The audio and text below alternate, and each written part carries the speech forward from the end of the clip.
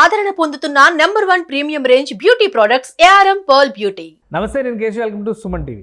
ఆంధ్రప్రదేశ్లో స్థానిక సంస్థల హోరు రాష్ట్రం మొత్తం ఠారెత్తిస్తుంది. వాస్తవానికి ఒకే ఒక ఎమ్మెల్సీ స్థానం, విశాఖ ఎమ్మెల్సీ స్థానం స్థానిక సంస్థల కోటాలో ఎన్నిక జరగబోతుంది. దీనికి సంబంధించినటువంటి నోటిఫికేషన్ రిలీజ్ అయింది. 13వ తేదీ నామినేషన్ల దాఖలుకి ఆఖరి తేదీ. అలానే వైఎస్ఆర్సీపీ తన అభ్యర్థిగా బొత్స సత్యనారాయణ పేరుని ఖరారు చేసింది. ఆయన నామినేషన్ కూడా దాఖలు చేసేసారు. కానీ కూటమి అభ్యర్థి ఎవరు అనే సస్పెన్స్ మాత్రం వీడడం లేదు. మాజీ ఎమ్మెల్యేలు, పార్టీలో సీనియర్ నేతలు, ముఖ్యంగా తెలుగుదేశం వైపు నుంచి అనేక మంది పేర్లు వినిపించినాయి. ఫైనల్గా మరొక కొత్త పేరు తెరపైకి వచ్చింది. సో కూటమి ఎవరిని ఎంచుకునే అవకాశం ఉంది, అలానే ఎన్నిక ఎలా జరుగుతుంది, ఫలితం ఎవరికి అనుకూలంగా వస్తుంది, ఈ అంశంపైన విశ్లేషణ చూద్దాం. మనతో పాటు చంద్ర శ్రీనివాస్ గారు ఉన్నారు, పొలిటికల్ అనలిస్ట్. చంద్ర శ్రీనివాస్ గారు నమస్కారం. నమస్కారం కేశవ్.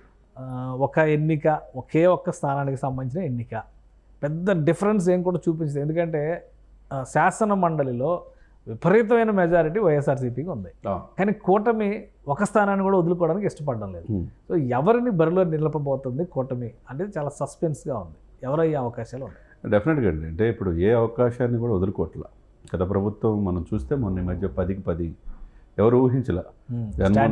స్టాండింగ్ కౌన్సిల్లో జగన్మోహన్ రెడ్డి గారు కలిసిన ఎమ్మెల్యేలు కూడా వైసీపీ పర్సన్స్ కూడా కూటమికి అనుకూలంగా వేశారు. అది ఊహించిన పరిణామం. ఆ దెబ్బతోనే వైసీపీ చాలా గట్టిగా దీని మీద దృష్టి పెట్టింది. దాంట్లో భాగంగా మొదటగానే బొత్స గారిని అభ్యర్థిగా నిలబెట్టడం వ్యూహాత్మకమైనది కదా.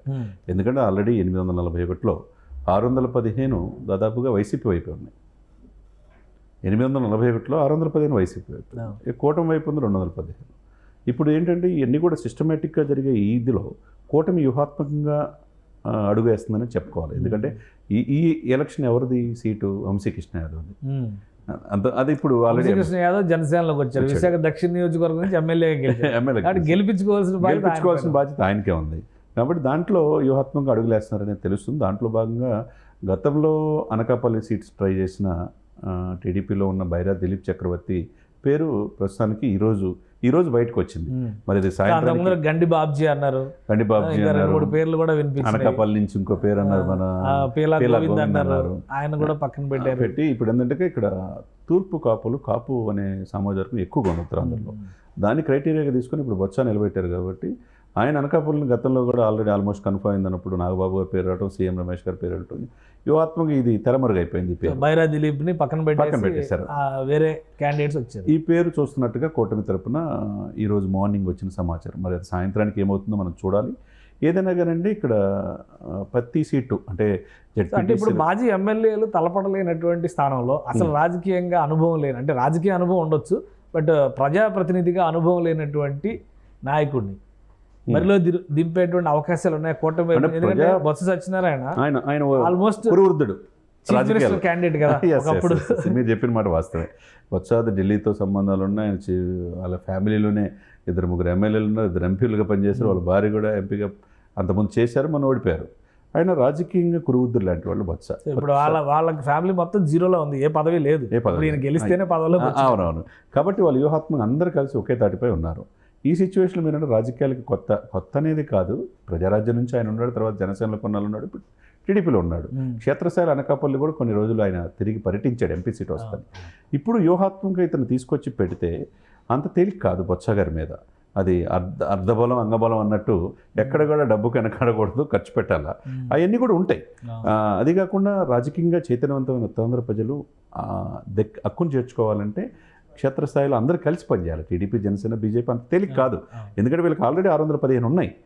అంటే ఓటర్ల పరంగా చూస్తే జెడ్పీటీసీలు, ఎంపీటీసీలు, వాళ్ళ యొక్క మున్సిపాలిటీల్లో ఉండేటువంటి కౌన్సిలర్లు అందరూ వస్తారు కదా, మున్సిపల్ చైర్మన్లు, మున్సిపల్ కార్పొరేషన్లకు సంబంధించిన కార్పొరేటర్లు, వాళ్ళందరూ మేయర్లు, వీళ్ళందరూ ఓట్లు వేస్తారు. అలాగే ఎక్స్ అఫీషియో మెంబర్స్గా ఎంపీలు, ఎమ్మెల్యేలు, రాజ్యసభ, లోక్సభ ప్లస్ వీళ్ళందరూ ఉంటారు.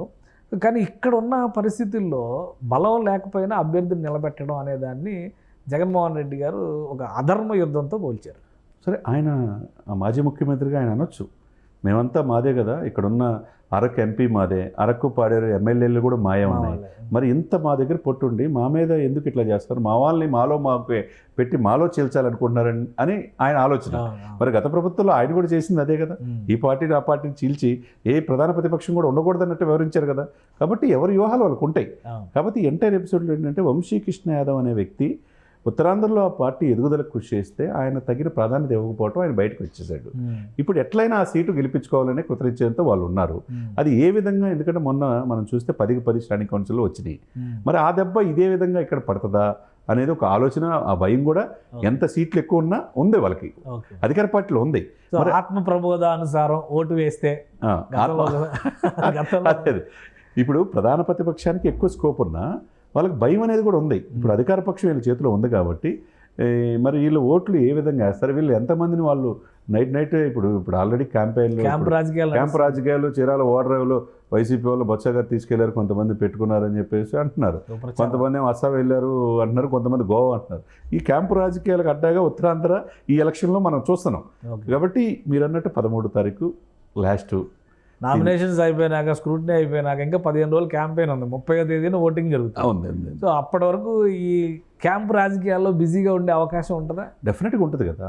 ఇప్పుడు అధికార పార్టీకి ఈ స్కోపు, వీళ్ళని జాగ్రత్తగా ఎప్పటికప్పుడు నైట్ ఇప్పుడు ఈ రాజకీయాలు ఎలా ఉంటాయి ఏంటంటే పాలిటిక్స్ తెలిసినోడే పాలిటిక్స్లో సక్సెస్ అయ్యేది. ఇప్పుడు గతంలో పాలిటిక్స్ చేసి ప్రధాన ప్రతిపక్షాలు ఎవరు ఉండకూడదన్న ఉద్దేశంతో వీళ్ళని మొత్తాన్ని తీసుకున్నారు ఎవరు, వైసీపీ పార్టీ. ఇప్పుడు వాళ్ళకి ఏంటంటే కష్టాలు అనుకోని విధంగా ప్రధాన ప్రతిపక్ష హోదా లేకపోతే ఒకవైపు బాధ ఉంటే, రెండో వైపు ఎక్కడికక్కడ మా పార్టీని లేకుండా చేయాలంటున్నారు. అధర్మ యుద్ధం మీరు అన్నట్టు ఇది కరెక్ట్ కాదు అని చెప్పేసి ఆయన అంటున్నాడు. మరి అదే సమయంలో మరి ఏ విధంగా బొత్స లాంటి సీనియర్ నాయకులను ఎదుర్కొనే ఇది ఇప్పుడు కూటమి అభ్యర్థిగా ఉండాలి. ఈ అభ్యర్థులు ఎవరిని, బైరా దిలీప్ని ఇచ్చేస్తారా, దీనికి సపోర్ట్గా పవన్ కళ్యాణ్ గారు ఉంటాడా, చంద్రబాబు నాయుడు గారు పూర్తి సపోర్ట్ చేస్తారా, బీజేపీ పూర్తిగా సపోర్ట్ చేస్తారా అనేది మనం చూడాలి. ఏదేమైనా కానీ హోరావారి పోరు మాత్రం జరిగిద్దండి. గెలుపు నల్లేరుపై, ఎన్ని సీట్లు 615 నెలకొన్నా గెలుపు నల్లేరుపై నడక. ఆల్రెడీ మొన్న జగన్మోహన్ రెడ్డి గారు ఒక మీటింగ్ ఆర్గనైజ్ చేశారు. ఉత్తరాంధ్ర ప్రజాప్రతినిధులు, తర్వాత విశాఖ నుంచి ఉన్నటువంటి ప్రజాప్రతినిధులు ఎవరైతే ఓటర్లుగా ఉన్నారో వీళ్ళందరినీ పిలిచారు.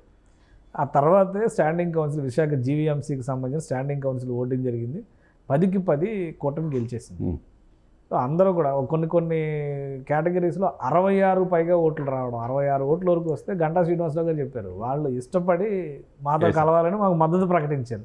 పార్టీలో చేరడమా లేదా అనే విషయం పక్కన పెడితే మాకు మద్దతు ఇచ్చారు. చాలా మంది జగన్మోహన్ రెడ్డి గారు కలిసిన వాళ్ళు కూడా ఉన్నారు, ఓట్లు వేశారు.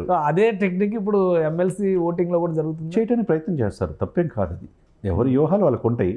వ్యూహాల దిట్టలో టీడీపీ వాళ్ళే 4.5 దశాబ్దాల అనుభవం పార్టీ అది. అదేవిధంగా బొత్స గారు కూడా అదేవిధంగా 3.5 దశాబ్దాల అనుభవం, ఆయన చేయని పదవి లేదు. ఆల్మోస్ట్ మీరు అన్నట్టు సీఎం స్థాయికి ఎదిగి మొత్తం మీద లైఫ్ అండ్ డెత్ బొత్స గారు రాజకీయ జీవితం దీని మీద ఆధారపడి ఉంటుంది. మరి దీన్ని బట్టి మనం చూడాలి ఏం జరిగింది అనేది. కూటమి ఎవరిని అభ్యర్థి దిలీప్ కనుక ఫైనల్ చేస్తే కొంత రిలీఫ్ కావచ్చు. కానీ సామాజిక వర్గ పరంగా ఇద్దరు ఒకటే సామాజిక వర్గం. ఆయన తూర్పు కాపులు ఎక్కువ ఉంటారు సార్. ప్రతి కాన్స్టిట్యున్సీలో ఎక్కువ విజయనగరం, శ్రీకాకుళం, విశాఖపట్నం తూర్పు కాపు సామాజిక వర్గం ఎక్కువ. దాంతోపాటు బీసీలు, మిగతా సాలిడ్ ఓటు బ్యాంకు, మేధావులు, విజ్ఞులు అందరూ ఉంటారు. అదే సమయంలో ఈయన కూడా చిలకలూరుపేట, పురుషోత్తపట్నం చెందిన వ్యక్తి కాపు. ఈయన అక్కడికి వెళ్ళి మొదటి నుంచి కూడా అనకాపల్లి మీద దృష్టి పెట్టుకొని ఉన్నాడు సీట్ తెచ్చుకుందామని. గతంలో రాలా.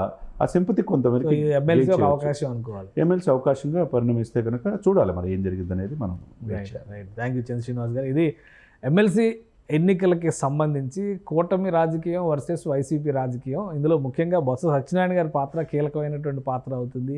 అభ్యర్థిగా బైరా దిలీప్ని దాదాపుగా కూటమి ఖరారు చేసినట్టుగా సమాచారం వస్తుంది. ఆయన బరిలో దిగితే ఈక్వేషన్స్ ఏ విధంగా ఉంటాయి, నంబర్ గేమ్ విషయంలో వైసీపీకి అనుకూలమైన లెక్కలు కనిపిస్తున్నప్పటికీ ఆత్మ ప్రబోధం పేరుతో విశాఖ స్టాండింగ్ కౌన్సిల్లో ఏం జరిగిందో అదే రిపీట్ అవుతుంది అనేటువంటి ధీమాతో కూటమి నాయకత్వం ఉంది.